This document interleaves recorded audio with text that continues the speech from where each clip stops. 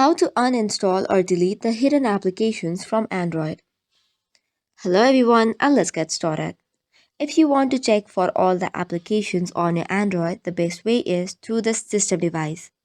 For this, go to Settings and on Apps. Click on See All Apps and you can scroll down to find all the applications on your Android. However, if you want to check for the hidden applications and want to uninstall or delete it, there is only one way to do so. For this, you have to go back to the previous page of settings.